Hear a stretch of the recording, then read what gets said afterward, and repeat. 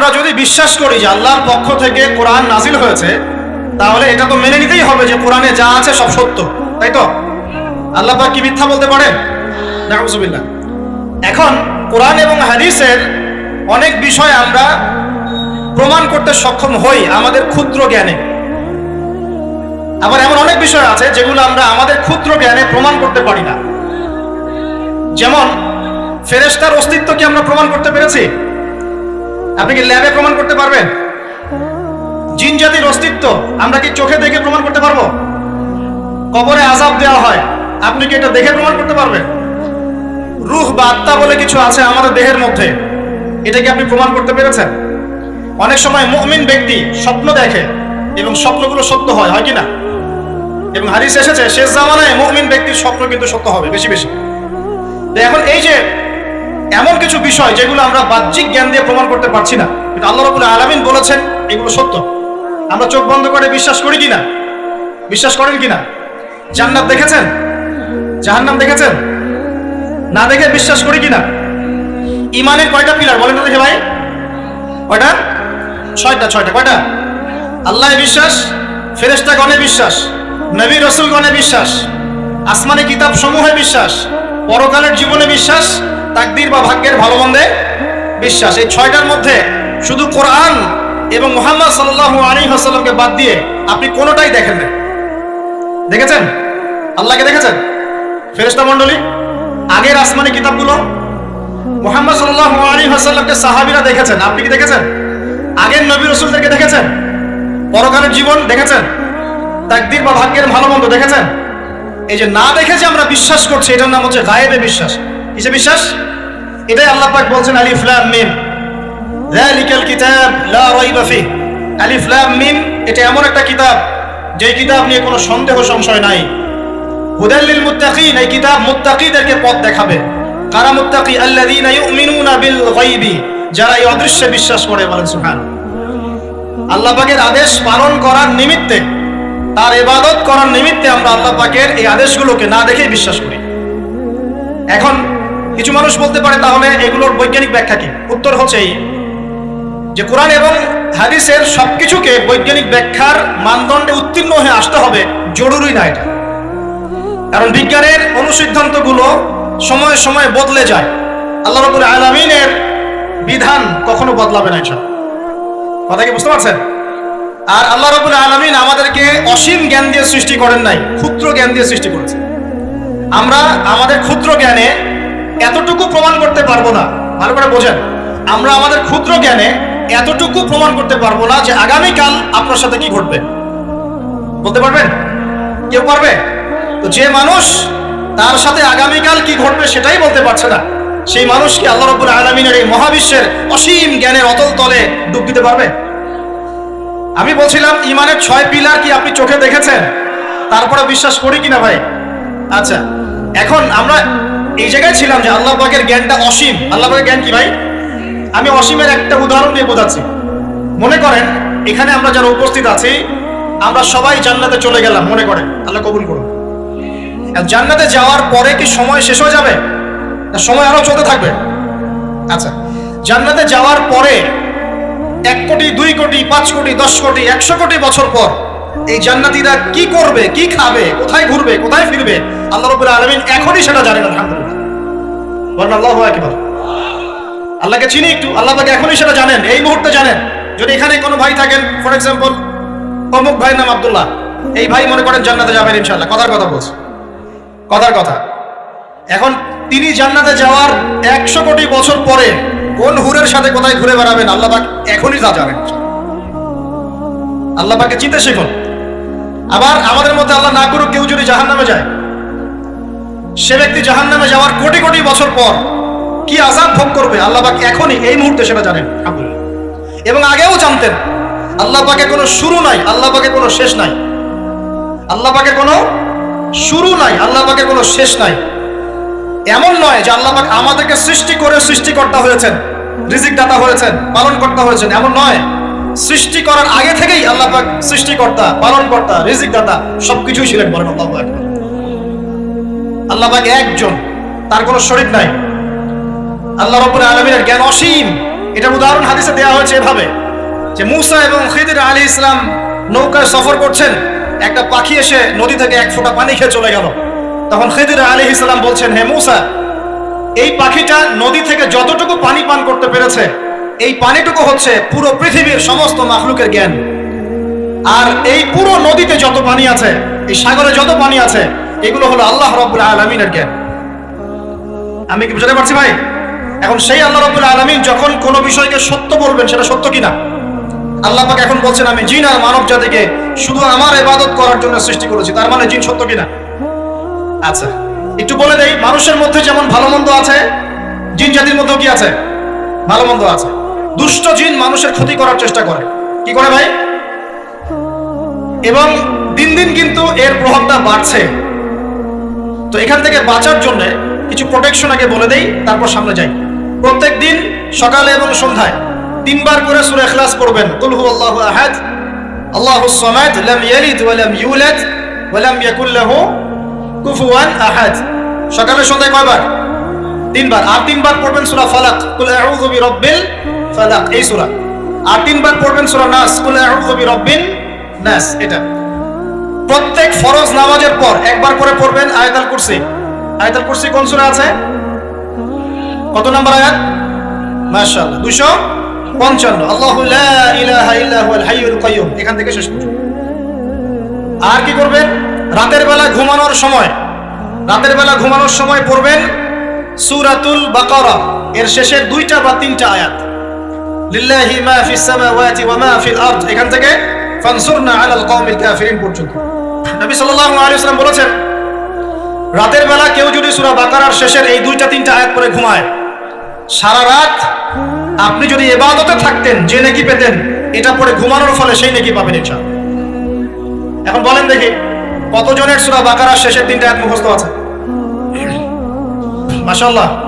এখন বলেন আমাকে, আল কোরআনের আলো ঘরে ঘরে কি জ্বলবে? বলেন। শোনেন, আমার কথা রাগ করেন না। আমরা তো সবাই চাই যে আল্লাহর কোরআন আল্লাহর জমিনে প্রতিষ্ঠা লাভ করুক, চাই কি না? তাহলে সবার আগে নিজের মধ্যে কোরআন কায়েম করতে হবে। কোথায়? আগে নিজের উপর কোরআন কায়েম করুন, নিজের উপর সুন্নাহ কায়েম করুন, নিজের উপর দিন কায়েম করুন। ইনশাআল্লাহ দিন ঘরে ঘরে পৌঁছে যাবে। প্রত্যেক ঘরের মানুষ এই নিয়াত করতে পারি কি ইনশাআল্লাহ যে আমরা সবাই কোরআন পড়া শিখবো ইনশাআল্লাহ। কোরআনের বাছাই করা কিছু আয়াত অন্তত মুখস্থ করবো ইনশাআল্লাহ। পুরা কোরআন তোমাদেরকে মুখস্থ করতে বলছি না, হয়তো অনেকে পারবে না, যারা পেরেছে তারা সৌভাগ্যবান, আলহামদুলিল্লাহ। কমপক্ষে সূরা বাকারার শেষের 3টা আয়াত পারবো না ভাই? আয়াতুল কুরসি পারবো না?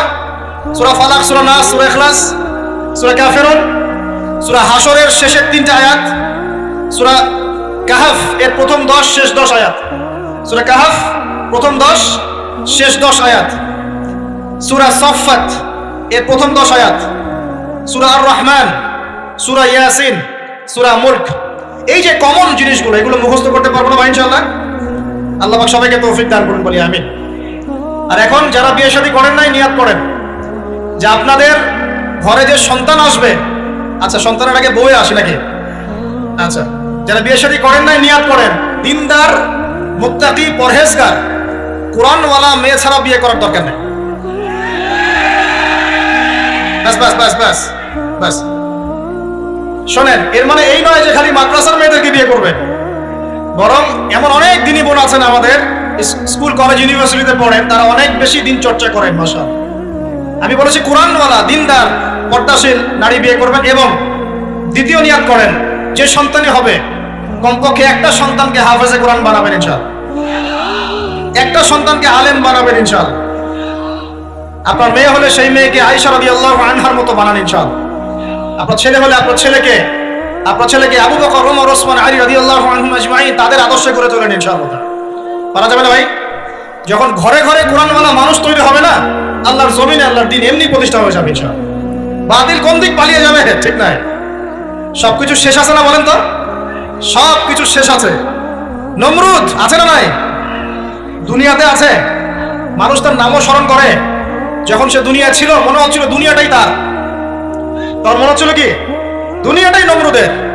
ফেরাউন দুনিয়া আছে না নাই? আছে। তার নামও কি মানুষ স্মরণ করে? যখন ফেরাউনের রাজত্ব ছিল, যুগ ছিল, তখন মনে হতো যে পুরো দুনিয়াটাই কথা বুঝতে পারছেন না? এরকম প্রত্যেক যুগে যুগে। আজ জাতির নাম শুনেছেন? আজ জাতি এই তাল গাছের সমান লম্বা চওড়া ছিল এক একজন, বিশ্বাস করছেন না? তাল গাছের সমান লম্বা চওড়া ছিল এবং পাহাড় কেটে কেটে তারা বাড়িঘর নির্মাণ করত। তাদের কাছে আল্লাহ পাক নবী হিসেবে পাঠিয়েছিলেন হুদ আলাইহিস সালামকে। কোন নবী? সূরা হুদ পড়ে দেখবেন। আপনি যদি কবিতা, সাহিত্য, ছন্দ এগুলো পছন্দ করেন তাহলে সূরা হুদ আপনার জন্য। সুবহানাল্লাহ।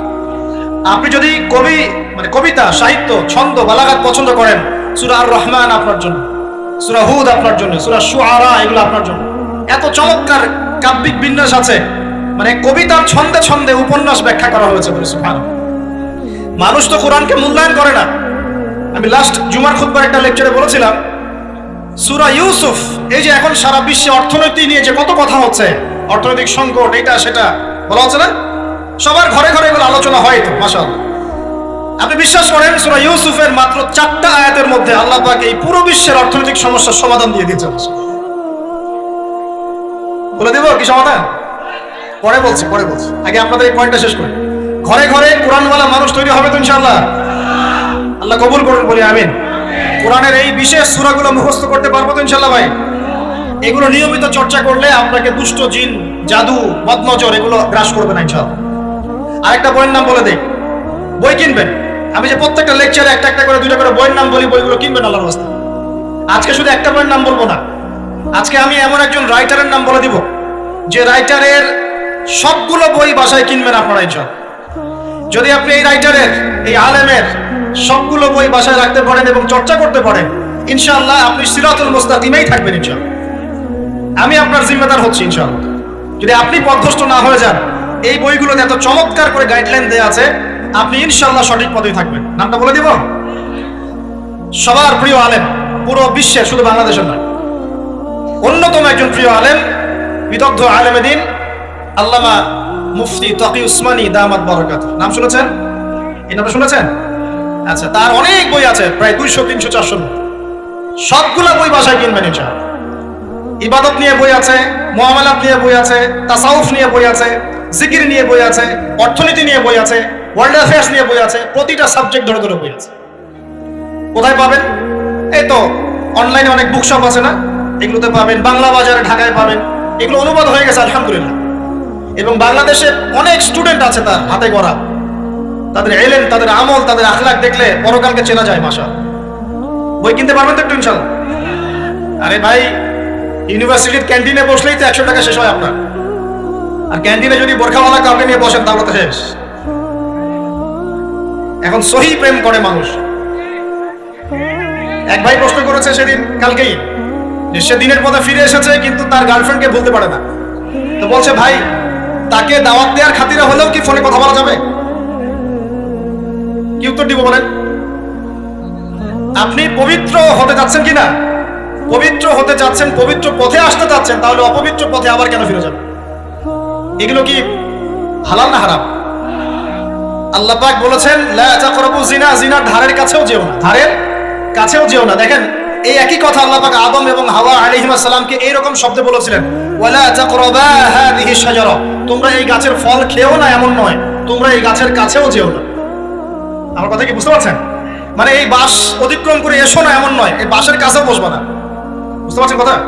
একইভাবে আল্লাহ বলছেন, ওয়ালা তাকরাবু জিনা, তোমরা জিনা করো না এমন নয়, জিনার কাছেও। ফিজিক্যাল রিলেশন তো অনেক দূরের কথা, হারাম। আপনি ফোনেও কথা বলবেন না, আল্লাহ পাক তৌফিক দান করুন। আপনি যদি পবিত্র থাকতে পারেন ইনশাআল্লাহ তাআলা, আল্লাহ পাক আপনাকে আপনার উপযুক্ত পাত্রী দিবেন ইনশাআল্লাহ। আর যদি আপনি পবিত্র থাকতে না পারেন, এমন হতে পারে হয়তো আপনি পবিত্র কাউকে পান নাই। হতে পারে কিনা? আচ্ছা প্রিয় ভাইরা, বইটা কিনবেন। বইটার নাম, দোয়ার বইটার নাম হলো হিসনুল মুসলিম। কি নাম? হিসনুল মুসলিম। যদি কিনতে না পারেন, ওই যে প্লে স্টোরে ঢোকেন, প্লে স্টোরে ঢুকে দেখবেন যে একটা অ্যাপস আছে হিসনুল মুসলিম। এখানে যতগুলো দোয়া আছে সবগুলো দোয়া আগামী 1 বছরের মধ্যে মুখস্থ করবেন। রাজি আছেন কিনা? আর এখানে সকাল সন্ধ্যায় পড়ার জন্য কিছু দোয়া আছে, সকাল সন্ধ্যায় পড়ার। এই দোয়াগুলো আল্লাহর ওয়াস্তে মুখস্থ করবেন। পারবেন ইনশাআল্লাহ? আল্লাহ তৌফিক দান করুন। আমিন। আর একটা আমল বলে দিব, তারপর সামনে যাব। সেটা হলো 5 ওয়াক্ত নামাজ তো পড়েন মাশাআল্লাহ, নাকি? কারা কারা নামাজ 5 ওয়াক্ত পড়েন হাত তোলেন দেখি। আলহামদুলিল্লাহ, মাশাআল্লাহ, হাত নামান। আর যারা নামাজ পড়েন না তাদেরকে আমি একটা হাদিস শোনাবো, একটা হাদিস শুনবেন। নবী সাল্লাল্লাহু আলাইহি ওয়াসাল্লাম বলেছেন, ক্বালা নবী সাল্লাল্লাহু আলাইহি ওয়াসাল্লাম, বাইনাল আবদি ওয়া বাইনাল কুফরি ওয়াশ শিরক তারকুস সালাহ। আল্লাহ পাকের বান্দা আর একজন কাফের মুশরিকের মধ্যে পার্থক্যই হচ্ছে নামাজ। আল্লাহ পাকের বান্দা মানে মুমিন মুসলিম এবং একজন কাফের মুশরিকের মধ্যে পার্থক্য কি? মান তারাকা সালাতান মুতাআম্মিদান ফাকাদ বারিয়াত মিন যিম্মাতিল্লাহ। কেউ যদি ইচ্ছাকৃতভাবে তার উপর ফরজ নামাজকে ছেড়ে দেয়, সে যেন আল্লাহ পাকের জিম্মেদারি থেকে মুক্ত হয়ে গেল। অন্য হাদিসে আছে মান তারাকা সালাতান মুতাআম্মিদান ফাকাদ কাফার। কেউ যদি ইচ্ছা করে নামাজ ছেড়ে দেয়, সে ব্যক্তি কুফরি করলো। বলি নাউজুবিল্লাহ। আমরা কি কুফরি করতে চাই নাকি ভাই? নামাজের কথা বলেছি, 5 ওয়াক্ত নামাজ কারা কারা পড়েন না হাত তুলেন এবার। আচ্ছা, লজ্জার কিছু নাই। এখন আমার সাথে তওবা করেন, আমার সাথে তওবা করেন, বলেন আস্তাগফিরুল্লাহ আল্লাযী লা ইলাহা ইল্লা হুয়াল হাইয়ুল কাইয়্যুম ওয়া আতুবু ইলাইহি। আল্লাহর কাছে সাক্ষী রেখে বলেন, আল্লাহ আমি জীবনে যত রাকাত নামাজ ছেড়ে দিয়েছি এর জন্য আমাকে মাফ করে দাও। ইনশাআল্লাহ আগামী জীবনে আমি বিনা ওজরে 1 ওয়াক্ত নামাজও বাদ দিব না ইনশাআল্লাহ। রাজি আছেন ইনশাআল্লাহ? বাস এই একটা নসিহত যদি আজকে আপনারা আমল করতে পারেন, ইনশাআল্লাহ আজকের মাহফিল সফল করা যাবে। আর বই কিনতে বললাম, 1 নাম্বার কোন বই বলেন? হিসনুল। আর কোন আলেমের নাম বলেছে? আল্লামা, জোরে বলেন। তার অনেকগুলো বই আছে, কেনার চেষ্টা করবেন তো ইনশাআল্লাহ। আল্লাহ পাক তৌফিক এনায়েত করুন, বলি আমিন। তাহলে আমরা সূরা জারিয়াতের 56 নম্বর আয়াতে কি শিখেছি ভাই? আল্লাহ রাব্বুল আলামিন আমাদেরকে সৃষ্টি করেছেন কেন? তার ইবাদত করার জন্য আছে। এখন আমাকে বলেন যে আল্লাহ পাকের ইবাদত করার জন্য আল্লাহ পাক এই দুনিয়াতে আমাদেরকে কত বছর সময় দিয়েছেন? বলেন দেখি। সর্বোচ্চ কত হবে? সর্বোচ্চ 60, 70, 100 হতে পারে। এই তো। আমরা কি চিরস্থায়ী থাকবো এখানে না চলে যাব? আচ্ছা, দুনিয়ার জীবনটা তাহলে কি? আল্লাহ পাক বলছেন, আল্লাযী খালাকাল মাউতা ওয়াল হায়াতা লিয়াবলুয়াকুম আইয়ুকুম আহসানু আমালা। আল্লাহ পাক জীবন মৃত্যু সৃষ্টি করেছেন কেন? আল্লাহ পাক পরীক্ষা করার জন্য যে এই দুনিয়ার জীবনে আমলে কে শ্রেষ্ঠ, আমলে কে শ্রেষ্ঠ। দুনিয়ার জীবনে আসার উদ্দেশ্য পেয়েছি আল্লাহর ইবাদত করা, এখন পেলাম আল্লাহ জীবন মৃত্যু কেন সৃষ্টি করেছেন? আমলে পরীক্ষা করার জন্য যে কে শ্রেষ্ঠ হচ্ছে। আমাদের উদ্দেশ্য কি? আমাদের উদ্দেশ্য হচ্ছে পুলসিরাত পার হয়ে জান্নাতে যাওয়া। উদ্দেশ্য কি? পুলসিরাত পার হয়ে জান্নাতে যাওয়া। সূরা আলে ইমরানের 185 নম্বর আয়াতে আল্লাহ পাক বলেছেন, কুল্লু নাফসিন যায়িকাতুল মাউত। প্রত্যেকটা নফস মৃত্যু স্বাদ গ্রহণ করবে, এরপর কিয়ামতের মাঠে তাদের আজর তাদেরকে পূর্ণ মাত্রায় বুঝিয়ে দেওয়া হবে। আল্লাহ পাক বলেন, ফামান যুহজিহা আনিন নারি ওয়া উদখিলাল জান্নাতা ফাকাদ ফাজ। ওই দিন যে ব্যক্তিকে জাহান্নাম থেকে বাঁচানো হবে এবং জান্নাতে প্রবেশ করানো হবে, সেই ব্যক্তি হচ্ছে সফল। কথা ঠিক কি না? তাহলে উদ্দেশ্য পেলাম তো, আমাদের গন্তব্য পেলাম তো। আমাদের গন্তব্য কি তাহলে? জান্নাত। এখন এই দুনিয়ার জীবনে আমরা সর্বোচ্চ হয়তো 100 বছর বাঁচবো, আল্লাহ ভালো জানেন, তাই তো? এই দুনিয়ার জীবনের এই হায়াতের সবচেয়ে ইম্পর্টেন্ট টাইমটা কোনটা বলেন? সবচেয়ে ইম্পর্টেন্ট টাইম কোনটা? যৌবন কিনা? যৌবন কাকে বলে?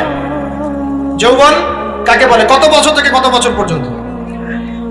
20 থেকে 40 বা 15 থেকে 40 বা 20 থেকে 50, এই তো? আচ্ছা, এই বয়সের মধ্যে কারা কারা আছেন আপনারা? মাশাআল্লাহ, সবাই তো দেখি এই বয়সে হাত নামান। এখন এই বয়স সম্পর্কে আগে 2টা হাদিস শোনেন, আমার দিকে তাকান, তারপরে আমি বলছি অবস্থা কি, করণীয় কি। আমি বলেছি যুবকদেরকে কিছু নসিহত করবো আজকে, নিয়াত করেছি, ঠিক আছে ভাই? আচ্ছা, যুবকদের সম্পর্কে প্রথম হাদিস, রাসূল সাল্লাল্লাহু আলাইহি ওয়াসাল্লাম বলেছেন, কিয়ামতের মাঠে মানুষ যখন উঠবে, আমরা উঠবো কিনা? আচ্ছা, নাকি উঠবো না? যারা আগুনে পুড়ে গেছে তারা উঠবে কিনা? যারা পানিতে ডুবে গেছে, যাদের লাশও খুঁজে পাওয়া যায় নাই, উঠবে কিনা? উঠবে। আচ্ছা, যখন মানুষ উঠবে তখন তাকে 5টা প্রশ্ন করা হবে। কয়টা ভাই? এই 5টা প্রশ্নের আগে সে তার পা সামনেও ফেলতে পারবে না, পিছনেও ফেলতে পারবে না। আমরা কি একটু চিন্তা করতে পারছি কত ভয়ঙ্কর হবে বিষয়টা? এই সামান্য গরমে আমাদের অবস্থা খারাপ, সূর্য সেদিন সামনে নিচে, আর মানুষ উঠে দাঁড়িয়ে আছে, তাদেরকে 5টা প্রশ্ন করা হবে। যতক্ষণ পর্যন্ত প্রশ্নের উত্তর দিতে পারছে না, সামনেও যেতে পারবে না, পিছনেও আসতে পারবে না, পা নড়াতে পারবে না। 1, তোমার পুরো জীবনটা তুমি কোন কাজে ব্যয় করেছো? উত্তর কি রেডি আছে আমাদের কাছে? আমরা কি বলতে পারবো, হে আল্লাহ, আমরা আমাদের পুরো জীবন তোমার ইবাদত করে কাটিয়েছি? 2, তোমার যৌবন স্পেশালি তুমি কোন কাজে ব্যয় করেছো? তোমার যৌবন তুমি স্পেশালি কোন কাজে ব্যয় করেছো? যুবকরা কি উত্তর দেওয়ার জন্য প্রস্তুত আছে যে আমাদের যৌবন আমরা আল্লাহর পথে কাটিয়েছি? সবাই কি বলতে পারবো? 3 নাম্বার, তোমার রিজিকের উৎস কি ছিল? কোন পথে সম্পদ অর্জন করেছো? 4 নাম্বার, কোন পথে সম্পদ ব্যয় করেছো? কোন কোন খাতে সম্পদ ব্যয় করেছো? আমরা কি আমাদের আয় এবং ব্যয়ের হিসাব দেওয়ার জন্য প্রস্তুত? 5, তোমাকে আমি যে জ্ঞান দিয়েছিলাম সেই জ্ঞান অনুযায়ী আমল করেছো কিনা? আল্লাহ পাক আমাকে আপনাদের সবাইকে তৌফিক দান করুন, জানা অনুযায়ী আমল করার তৌফিক দান করুন। এই 5টা প্রশ্নের মধ্যে যৌবনকাল ইম্পর্টেন্ট কিনা ভাই? গুরুত্বপূর্ণ কিনা? মাথায় রাখি। সামনে একটা হাদিস শুনুন। রাসূল সাল্লাল্লাহু আলাইহি ওয়াসাল্লাম বলছেন যে এই কিয়ামতের মাঠেই 7 শ্রেণীর মানুষকে আল্লাহ পাক বিশেষ মেহমানদারির ব্যবস্থা করবেন, আরশের ছায়ায় ছায়া দিবেন ইনশাআল্লাহ। কোথায় ছায়া দিবেন? ওই দিন এই ছায়া ছাড়া অন্য কোনো ছায়া থাকবে না। নবী সাল্লাল্লাহু আলাইহি ওয়াসাল্লাম বলছেন তার মধ্যে প্রথম শ্রেণী হচ্ছে ইমামুন আদিল, ন্যায়পরায়ণ শাসক। ন্যায়পরায়ণ, আচ্ছা, ন্যায়পরায়ণ শাসকের একটা এক্সাম্পল দেই। মক্কার জাহেলি যুগে সাহাবীরা ঈমান নিয়ে এসেছেন, বাস তাদের উপর নির্মম নির্যাতন শুরু হয়ে গেছে। আবু জাহেল, আবু লাহাব, উতবা, শাইবা। তখন সাহাবীরা আল্লাহর রাসূলের কাছে এসে বলছেন, ইয়া রাসূলুল্লাহ, আপনি একটু বদদুয়া করেন, তাদের উপর বদদুয়া করেন, আমরা তো পারছি না। নবী সাল্লাল্লাহু আলাইহি ওয়াসাল্লাম বললেন, তোমরা মক্কা থেকে হিজরত করে হাবাসায় চলে যাও। কোথায়? হাবাসা। হাবাসা মানে হচ্ছে আবিসিনিয়া। আবিসিনিয়া মানে এখনকার ইথিওপিয়া, ইরিত্রিয়া। নাম শুনেছেন কি? বিশেষ কোচিং তো করছেন অনেকে। আফ্রিকা মহাদেশের একটা ছোট্ট দেশ ইরিত্রিয়া, ওখানে চলে যাও। তখন বলেছিলেন তিনি হাবাসায় চলে যাও। সাহাবীরা জিজ্ঞাসা করেছেন হাবাসায় কেন? নবী সাল্লাল্লাহু আলাইহি ওয়াসাল্লাম বলেছেন সেখানে একজন খ্রিস্টান ন্যায়পরায়ণ শাসক আছেন যার রাজ্যে কেউ জুলুমের শিকার হয় না। কি বললাম বলেন তো? হাবাসা কে আছে? একজন মুসলিম না খ্রিস্টান?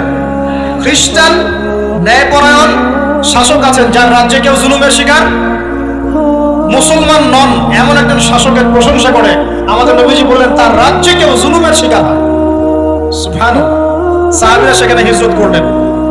নেতৃত্ব দিয়েছেন জাফর বিন আবি তালিব রাদিয়াল্লাহু আনহু। সে সাহাবী বাদশা নাজাশী, তার নাম ছিল বাদশা নাজাশী, তার সামনে দাঁড়িয়ে সূরা মারিয়াম তেলাওয়াত করেছিলেন।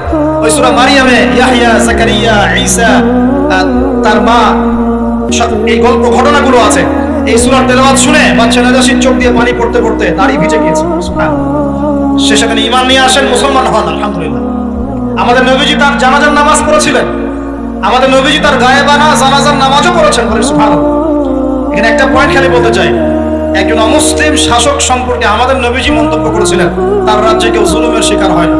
আর আজকের দিনে সারা বিশ্বের কোনো কোনো ক্ষেত্রে মুসলিম শাসকদের ব্যাপারেও এই কথা বলা যায় না যে তার রাজ্যে কেউ জুলুমের শিকার হয়। আল্লাহ পাক বলছেন আরশের ছায়া আমি ছায়া দিব 7 শ্রেণীর মানুষকে। কয় শ্রেণী? তার মধ্যে প্রথম শ্রেণী হচ্ছে ইমামুন আদিল, ন্যায়পরায়ণ শাসক। আল্লাহ পাক আমাদের সমস্ত শাসকদেরকে ন্যায়পরায়ণ হওয়ার তৌফিক দান। 2 নাম্বার, সেই যুবককে আমি সেখানে আশ্রয় দিব যেই যুবক তার যৌবনকালটা আল্লাহর পথে কাটিয়ে দিয়েছে। এবার কি হাদিসটা আপনি পেয়েছেন? এর আগের হাদিস কি শুনলেন? পা নড়াতে পারবেন না যতক্ষণ পর্যন্ত এই প্রশ্নের উত্তর না দিচ্ছেন যৌবনকাল কোন পথে ব্যয় করেছেন। এখন যদি আল্লাহর পথে ব্যয় করেন তাহলে আরশের ছায়া ছায়া পাচ্ছেন, আলহামদুলিল্লাহ। বাকিগুলো কারা কারা একটু বলে দেই। 3 নাম্বার হচ্ছে সেই ব্যক্তি যে একজন আরেকজনকে মহব্বত করে, এক ব্যক্তি আরেক ব্যক্তিকে মহব্বত করে শুধুমাত্র আল্লাহর সন্তুষ্টির জন্য। কথা কি বুঝতে পারছেন? এই মহব্বত আবার এই ছেলে মেয়ের ফ্রি মিক্সিং না। কথা বুঝতে পারেন? দিনের খাতিরে মহব্বত, আল্লাহর জন্য মহব্বত, আল্লাহর জন্য। 4 নাম্বার এমন ব্যক্তি যে এত গোপনে দান করে যে তার বাম হাত জানে না ডান হাত কি দান করেছে। আমরা তো এখন 1 টাকা দান করলে 100 টাকা ফুটাই। ফেসবুক আছে, মারাত্মক একটা জিনিস ফেসবুক, মানে এটা মানুষকে মানুষ রাখে না। যে ব্যক্তি ফেসবুকে আসক্ত তার সাথে কথাবার্তা বলা, লেনদেন, চলাফেরা খুব ডিফিকাল্ট। মানে কি বোঝে নাকি কথাটা? কেন ডিফিকাল্ট? কারণ সে এত বেশি আসক্ত এখানে যে পান থেকে চুন খসলে সে আপনাকে পাবলিকলি ধুয়ে রেখে দিবে। কিছু হলে আপনাকে ফেসবুকে টেনে নিয়ে আসবে, ফেসবুকে সবাইকে বলবো উনি আমার সাথে এই কাজ করছেন। আপনি বলার টাইম পাবেন না যে আপনি নির্দোষ। খুব মুশকিল না এগুলা। আল্লাহ মাফ করুক আমাদেরকে। এমন ভাবে দান করে যে বাম হাত জানে না ডান হাত কি দান করছে। 5 নাম্বার এমন ব্যক্তি যে এটা যুবক, এটাও যুবক, যাকে কোনো সুন্দরী নারী আহ্বান করছে জিনার জন্য, সুন্দরী উচ্চ বংশের নারী, যে আসো আমার সাথে জিনা করো। ওই ইউসুফ আলাইহিস সালামের মতো, মনে আছে? ইউসুফ আলাইহিস সালামের ঘটনা মনে আছে? আচ্ছা, কিন্তু সেই যুবক বলে, সেই ব্যক্তি বলে, ইন্নী আখাফুল্লাহ, আমি আল্লাহকে ভয় করি, আমি তোমার সাথে খারাপ কাজ করতে পারবো। এরকম ছেলে এবং এরকম মেয়ে এখন সমাজে খুঁজে পাওয়া যায়? হাতে গোনা, হাতে গোনা। আপনি অনলাইন ঘাটাঘাটি করেন, গুগল করেন, ক্রস চেক করেন, দেখবেন বাংলাদেশের 25 বছরের কম বয়সী ছেলে আর মেয়েদের জেনার হার কত আপনি বের করে দেন। 25 বছরের কম যে যুব সমাজ আমাদের সামনে আছে, তাদের মধ্যে কত পার্সেন্ট যুবক এখন পর্যন্ত ফিজিক্যাল সম্পর্ক করেনি কারোর সাথে, আপনি খুঁজে বের করতে পারেন। শুধু ছেলেদের ক্ষেত্রে এটা নয়, মেয়েদের ক্ষেত্রেও আছে। এই যে অনার্স লাইফ পার করার আগেই বহু মেয়ে সতীত্ব নষ্ট করে ফেলছে, বহু ছেলে সতীত্ব নষ্ট করে ফেলছে। কথাগুলো কি রাগ করছেন? আমি আপনাদের ভাই এবং আমি আপনাদেরকে মহব্বত করি। আমরা জেনার পথে যাব না, আমরা হালাল সম্পর্কে থাকবো ইনশাআল্লাহ। যখন আপনি জেনায় চলে যাবেন, আপনার কলব থেকে আল্লাহ নূর নষ্ট হয়ে যাবে। এটা এমন একটা পাপ যেটা করার পর মানুষ আল্লাহর সামনে মাথা তুলে দাঁড়াতে পারে না, লজ্জায় চোখ নেমে যায়, ইবাদতে স্বাদ পায় না। যখন হারাম সম্পর্কে, ফ্রি মিক্সিং, এগুলোতে মানুষ থাকে, ইবাদতে মানুষ স্বাদ পায় না। দিনের পর দিন ইবাদত করে মনোযোগ আসে না, মন লাগে না, চোখ দিয়ে একটু পানি বের হয় না, আল্লাহর জন্য কাঁদতে পারে না, কারণ মনের মধ্যে তো নূর নাই। আর যখন একটা মেয়ে বেপরদায় থাকে, অনেক ইবাদত করলেও তার এই বেপরদায় থাকার কারণে সমাজের বহু মানুষের চোখের জেনা হয়ে যায়। এতে করে ওই সব মানুষের পাপের ফল এই মেয়েটাকে ভোগ করতে হয় এবং মানুষের চোখের বদনজর লাগে, ওই মেয়ে অসুস্থ হয়ে পড়ে মানসিকভাবে, শারীরিকভাবে। আমি আমাদের যুবক ভাই এবং যুবক বোনদেরকে রিকোয়েস্ট করব, আল্লাহর ওয়াস্তে চরিত্রটাকে পবিত্র রাখার চেষ্টা করুন। আল্লাহ পাক তৌফিক দান করুন। এই যুবককে আল্লাহ পাক আরো সে ছায়া দিবেন যে একটা মেয়েকে পেয়েও আল্লাহর ভয় তাকে ভোগ করে নাই। আল্লাহ পাক এরকম যুবক ঘরে ঘরে তৈরি করুন। তাহলে কি করবেন ভাই? হালাল উপার্জনের ব্যবস্থা করবেন, ব্যাস সরাসরি বিয়ে করে ফেলবেন। পরিবারকে বোঝানোর চেষ্টা করবেন, না বুঝলে আন্দোলন শুরু করবেন যে আমি জেনা করতে চাই না, আমি বিয়ে করতে চাই, বিয়ে আমার দেওয়ানি লাগবে, এরকম। ব্যাস তারপর দেখবেন বাপ মা কেমন করে বিয়ে না দেয়। আল্লাহ সাহায্য করবে ইনশাআল্লাহ। আল্লাহ আমাদের যুবক ভাইদেরকে চরিত্র হেফাজত করার স্বার্থে বিয়েকে সহজ করে দিন। আমি আবার কাউরে নিয়ে পালায় যায় না, ওই কাজ করতে যায় না কিন্তু আবার, ঠিক আছে? কারণ এভাবে কোর্টে গিয়েও যদি একটা মেয়ে বিয়ে করে, এই বিয়ের জায়েজ না জায়েজ নিয়ে অনেক কথা আছে। অতএব এইসব ঝুঁকির মধ্যে যাবেন না, বাসায় বোঝানোর চেষ্টা করবেন। আরেক শ্রেণীর ব্যক্তি আছে যাদেরকে আল্লাহ পাক আরশের ছায়া দিবেন। তারা কারা? যারা গোপনে আল্লাহকে স্মরণ করে কাঁদতে পারে। বলি সুবহানাল্লাহ। এখন এই দুটো হাদিসের মধ্যে যুবকদের অবস্থান কি পেয়েছেন? আচ্ছা, আরেকটা শোনাই এবার। নবী সাল্লাল্লাহু আলাইহি ওয়াসাল্লাম বলেছেন, 5টা জিনিস আসার আগেই 5টা বিষয়কে মূল্যায়ন করো।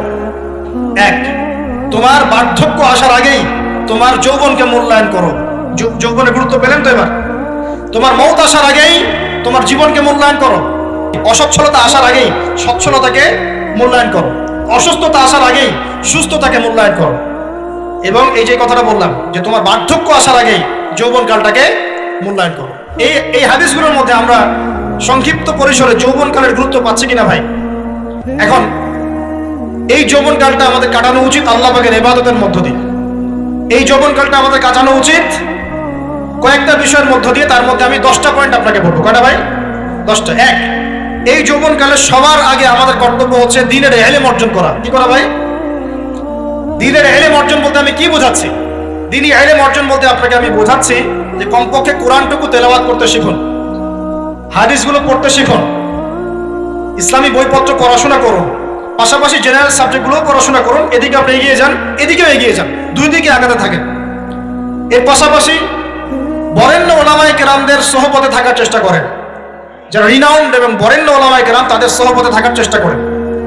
ইলম অর্জনের অনেক ধাপ আছে। শুরু করেন কোরআন তেলাওয়াত দিয়ে, তারপর আস্তে আস্তে হাদিসে যান, কোরআনের তাফসীরে যান, ইতিহাস পড়েন, ইসলামের ইতিহাস পড়েন, ইসলামিক অর্থনীতি পড়েন, রাসূলের জীবনী সিরাত পড়ে দেখেন, ইসলামিক ফিকহের বইগুলো পড়ে দেখেন। আস্তে আস্তে গ্র্যাজুয়ালি আপনি সামনে যান। এই সিলেবাসটা আপনি কোত্থেকে পাবেন? এই সিলেবাসটা দেখবেন প্রত্যেক জেলায় জেলায় বরেণ্য কওমি ওলামায়ে কেরাম আছেন না, তাদের সাথে পরামর্শ করবেন, আপনাকে সুন্দর সিলেবাস করে দিবে ইনশাআল্লাহ। এইভাবে আপনি পড়াশোনা করবেন এবং ওস্তাদের সাথে থেকে পড়াশোনা করবেন। একা একা সবকিছু করা যায়? একা একা সবকিছু করা যায় না। একটা সিলসিলা লাগে, একটা ওস্তাদের সহবত লাগে, নাকি? একা একা কি কোরআন সুন্নাহ সব বুঝে ফেলতে পারবেন আপনি? তাই মনে হয়? কখনোই না। অতএব বরেণ্য আলেমদের সহবত লাগবে, আবার আপনার চেষ্টাও লাগবে। আল্লাহ পাক তৌফিক দান করুন। এই যৌবনকালের প্রথম কাজ কি ভাই? ইলম অর্জন করা। 2 নম্বর, এই যৌবনকালে আমরা যে পরিমাণ ফিজিক্যালি ফিট থাকি, শরীরে শক্তি থাকে, উদ্যম থাকে, আমাদের বয়সটা 40-50 হয়ে গেলে সেটা থাকবে না। থাকবে? অতএব এই যৌবনকালে বেশি বেশি ইবাদত করতে থাকেন, আল্লাহ পাক তৌফিক দান। এই যৌবনকালে 5 ওয়াক্ত নামাজ তো পড়বেনই, এর পাশাপাশি নফল নামাজগুলো পড়ার চেষ্টা করুন। এর পাশাপাশি আপনি চেষ্টা করবেন তাহাজ্জুদের ওয়াক্তে একটু নামাজ পড়ার জন্য, কমপক্ষে 2 রাকাত, কমপক্ষে 2 রাকাত, অ্যাটলিস্ট 2 রাকাত নামাজ তাহাজ্জুদের সময় পড়ার চেষ্টা করি। আল্লাহ আমাকে তৌফিক দেখ, আপনাদের সবাইকে তৌফিক দান। ওই সময় আপনি যে দোয়াই করবেন আল্লাহর কাছে কবুল হবে ইনশাআল্লাহ। যে দোয়াই করবেন আল্লাহ কবুল করবেন ইনশাআল্লাহ, যদি আপনার রিজিকটা কি হয়, হালাল হয়। হারাম রিজিক দিয়ে ইবাদত কবুল হয়? হারাম রিজিকের দোয়া কবুল হয়? কবুল হয় না। 3 নাম্বার, এই যৌবনকালে আমরা রাসূলের সুন্নতের উপর বেশি আমল করবো ইনশাআল্লাহ। করা যাবে ইনশাআল্লাহ? আমি নিয়াত করতে পারি যে ইনশাআল্লাহ চেহারাগুলো পরিবর্তন হবে। চেহারা পরিবর্তন মানে কি? হ্যাঁ, রাখা যাবে না? এখনো গজায় নাই। প্রত্যেক সপ্তাহে আপনাকে নবীর সুন্নতের উপর এরকম করে কুরবানি এবং জবাই করতে কে বলেছে? নবী সাল্লাল্লাহু আলাইহি ওয়াসাল্লামের সুন্নতকে জবাই করাটা কি ভালো কাজ? হ্যাঁ বলেন তো। আমরা তো এমন অনেক নাপিত ভাইদেরকে চিনি যারা এই ধরনের বক্তব্যগুলো শুনে আলহামদুলিল্লাহ জীবন পরিবর্তন করেছেন। তার দোকানে লিখে দিয়েছেন এখানে চুল কাটা হয়, দাড়ি শেভ করা হয় না। খুশি হন নাই? মুসলিমদের কথা বলছি, অমুসলিমদেরকে নিয়ে আমাদের চিন্তা নাই তো? চিন্তা আছে? একটা কথা মনে রাখবেন, একটু কথাটা মনের কান দিয়ে শোনেন। দাড়ি হচ্ছে একমাত্র ভিজিবল সুন্নত। দাড়ি হচ্ছে একমাত্র ভিজিবল সুন্নত। ভিজিবল মানে কি? যা দেখা যায়। দাড়ি একমাত্র ভিজিবল সুন্নত, দৃশ্যমান সুন্নত, যেটা নিয়ে আপনি আমি কবরে যাবো ইনশাআল্লাহ। আর কোন সাইন দেখে বোঝার বুদ্ধি নাই এই ব্যক্তি কত বড় মুসলিম, কত বড় সুন্নতের পাবন ছিল। খালি কপালের সেজদার দাগ আর চেহারার দাড়ি বাকি থাকবে। কথা বুঝতে পারছেন ভাই? নিয়াত করা যায় একটু দাড়ি ছেড়ে দিব, নাকি দাড়ি রাখলে চাকরি পাবেন না? দাড়ি রাখলে মেয়ে দিবে না নাকি? তো যে মেয়ে দাড়ি রাখলে বিয়ে করতে চায় না তাকে বিয়ে করানোর দরকার নাই। আর দাড়ি রাখলে যে চাকরি আপনাকে ছাড়তে হবে চাকরিও করার দরকার। চাকরির মধ্যে সব রিজিক আপনার মনে হয়? রিজিকের সবচেয়ে বড় অংশ আছে কিসের মধ্যে? বিজনেসের মধ্যে। যারা বিজনেস করে তাদের আন্ডারেই লক্ষ লক্ষ মানুষ চাকরি করে। বাংলাদেশে যে ইকোনমিক সিস্টেম, এই ইকোনমিক সিস্টেমের মূলে কারা জানেন? ব্যবসায়ীরা। কারা? বড় বড় ব্যবসায়ীরা। এমন অনেক ব্যবসায়ী আছেন যাদের একজনের যাকাতের টাকা দিয়ে একটা গ্রামে মানুষের খাওয়ানো যায়। বিশ্বাস করছেন না? ইকোনমিক তো আমার সাবজেক্ট, আমরা পড়েছি এগুলো, পড়াশোনা করেন, দেখেন। বিজনেস, এরপরে আছে ক্রিয়েটিভ কোনো প্রজেক্ট, এমন কোনো প্রজেক্ট যেটা এখন পর্যন্ত কেউ লঞ্চ করে নাই। এখন অনলাইনে অনেকে আয় করেন না? আজকে থেকে 20 বছর আগে মানুষ এটা করেছিল। এখন অনেক মানুষ বাইরে থেকে পড়াশোনা করে দেশে এসে এই যে ডেইরি প্রজেক্ট করছে, পোল্ট্রি করছে, নতুন নতুন অনেক প্রজেক্ট করছে না? কৃষিভিত্তিক অনেক কাজ করছে। তারা কি সচ্ছল না? আমি একজন ভাইয়ের কথা জানি, যিনি আলহামদুলিল্লাহ আল্লাহর অধম বান্দার ওয়াজ শুনে সুদের চাকরি ছেড়ে দিয়েছিলেন। চাকরি ছেড়ে দিয়ে তিনি চায়ের বিজনেস শুরু করে, চায়ের বিজনেস। তো ইদানিং জানলাম তিনি এখন মানুষকে টাকা ধার দেন। মাশাআল্লাহ, তিনি এখন মানুষকে টাকা ধার দেন চায়ের ব্যবসা করেই। আর আমাকে তো এখনো মানুষের কাছে হাত পাততে হচ্ছে। কথা বুঝতে পারেন নাই? আল্লাহ পাক তাকে সুদ ছেড়ে দেওয়ার জন্য সচ্ছল করে দিয়েছেন। এই ওসিলা দিয়েই তিনি সচ্ছল হয়েছেন আলহামদুলিল্লাহ। রিজিক কার হাতে? এটা বিশ্বাস করেন, রিজিক আল্লাহর হাতেই। আল্লাহ পাক চাইলে আপনাকে বেহিসাব রিজিক দিবেন ইনশাআল্লাহ। অতএব সুন্নতকে বিসর্জন দিয়ে নয়, সুন্নতে থাকেন, আল্লাহ পথ খুলে দিবেন ইনশাআল্লাহ। আল্লাহ পাক তৌফিক দান করুন। যুবক ভাইদেরকে বলছিলাম, তাহলে প্রথম কাজ আমাদের ইলম অর্জন করা। তারপরে কি ভাই? নামাজের পাবন্দ হওয়া। আর নামাজ ফরজের পাশাপাশি নফলগুলো চর্চা করা। 3 নাম্বার বলেছি রাসূলের সুন্নতের উপর একদম ইস্তেকামা, দৃঢ়ভাবে আমল করা। আর সুন্নত শিখতে হলেই তো 3 দিনের জন্য বেরিয়ে যান, 7 দিনের জন্য, 40 দিনের জন্য বেরিয়ে যান। সুন্নত শিখিয়ে আপনাকে বাসায় পাঠাই দেবে ইনশাআল্লাহ। পড়াবে না? অনেক মানুষ মনে করে যে তাদের ওখানে গেলে আমার আকীদা নষ্ট হয়ে যাবে। হ্যাঁ, তাই না? তারা বিভ্রান্ত। হ্যাঁ, নাউযুবিল্লাহ। স্বপ্নে পাওয়া ধর্ম, অনেকে টিটকারি মারে, স্বপ্নে পাওয়া ধর্ম। এসব ব্যাঙ্গের ছাদার মতো আদর্শের দিকে মুখ ফিরাবেন না। মাকবুল জামা, যেগুলো মাকবুল জামা, ক্লাসিক্যাল ইসলামের মধ্যে থাকেন, আপনি বিভ্রান্ত হবেন না। তারা আপনাকে কখনো খারাপ কাজে আদেশ করেছে? কত চোর ডাকাত মদখোর মানুষ সেখানে গিয়ে 5 ওয়াক্ত নামাজি হয়ে গেছে, সুদের ব্যবসা ছেড়ে দিয়েছে, মাদক ছেড়ে দিয়েছে, আল্লাহর ওলি হয়ে গেছে আলহামদুলিল্লাহ। তো আপনাকে তারা সুন্নত শিখিয়ে বাসায় পাঠিয়ে দিবে। এছাড়া আপনি অন্যভাবে শিখতে চাইলে শিখবেন, সমস্যা কি? যদি মাদ্রাসায় পড়ার তৌফিক থাকে তাহলে পড়বেন। সবাই কি মাদ্রাসায় পড়ার তৌফিক পাবে? পাবে না। নিঃসন্দেহে কিছু মানুষ তৌফিক পাবে, কিছু মানুষ হয়তো পাবে না। যারা পাবে না তারা দিন শিখবে কিভাবে? এভাবেই তো শিখবে। সুন্নতের উপর আমল করতে হবে, এটা সবচেয়ে বড় কথা। আল্লাহ পাক আমাদের সবাইকে সুন্নাহর উপর আমল করার তৌফিক দান করুন। 4 নাম্বার, ভাই, যৌবনকালে আমরা আমাদের সময়গুলোকে মূল্যায়ন করবো ইনশাআল্লাহ। কথা বুঝতে পারছি ভাই? সময় মূল্যায়ন কেমন? আপনার দিন রাতের একটা রুটিন থাকবে, এলোমেলো লাইফ লিড করবেন না। এই যে আমরা, আল্লাহ মাফ করুক, আমরা এখন 3টায় 2টায় 4টায় ঘুমাই, 12টা 1টা 2টায় উঠি, নাউজুবিল্লাহ। এতে করে কি আমাদের রুটিন লাইফটা ঠিক আছে? আমাদের খাওয়ার ঠিক নাই, আমাদের ঘুমের ঠিক নাই, আমাদের মানে খাবারের যে অভ্যাস, খাদ্যাভ্যাসও ঠিক নাই। আমরা একটু খেলাধুলা আগে করতাম, সেটাও এখন করি না। সারাদিন ফোন নিয়ে বসে থাকি, আর এই যে ইউটিউব ফেসবুকে বসে থাকি। গোল হয়ে বসে লুডো খেলে। গোল হয়ে কি করে? লুডো খেলে, অনলাইনে গেমস খেলে, অনলাইনে পাবজি খেলে, ফ্রি ফায়ার খেলে। আগে তো তাও ছেলে পেলে একটু ফুটবল খেলতো, ক্রিকেট খেলতো, আমরাও তো খেলেছি। ওই সময় তাও আলহামদুলিল্লাহ আমাদের ফিজিক্যাল ফিটনেস অনেক ভালো ছিল। এখন ওগুলো বাদ দিয়ে যে মানুষ পর্নোগ্রাফি দেখছে, লুডো খেলছে, পাবজি খেলছে, ফ্রি ফায়ার খেলছে, সারাদিন অনলাইনে বসে অথর্বর মতো বসে আছে, এটা কি ভালো হচ্ছে? এই জন্য অ্যাটলিস্ট ফজরের নামাজ পড়ে, জিকির আজগার করে, পড়াশোনা করে, আধা ঘন্টা 1 ঘন্টা একটু খেলাধুলা করলে কি সমস্যা? একটু ফুটবল খেলেন, দৌড়াদৌড়ি করেন, জগিং করেন, একটু ব্যায়াম করেন। আল্লাহ পাক আপনাদের যৌবনে বরকত দান করুন, আমিন। এই কাজগুলো করতে হবে কিনা? ভালো না খারাপ? করেন। আর নিয়মতান্ত্রিক লাইফ লিড করবো আমরা। নিয়মতান্ত্রিক, আমার জীবনে একটা রুটিন থাকবে, এই রুটিনের বাইরে যাব না। পড়াশোনার রুটিন থাকবে, খেলার বা এক্সারসাইজ রুটিন থাকবে, খাওয়া দাওয়ার রুটিন থাকবে, দাওয়ার রুটিন থাকবে, আমি আলেমুল আমাদের কাছে যাবো, এই রুটিন থাকবে। একটা রুটিন লাইফ লিড করবেন, এলোমেলো জীবন যাপন করবেন না। আল্লাহ পাক আমাকে তৌফিক দান করুন, আপনাদের সবাইকে তৌফিক দান করুন। কয়টা বলেছি ভাই? বলেন।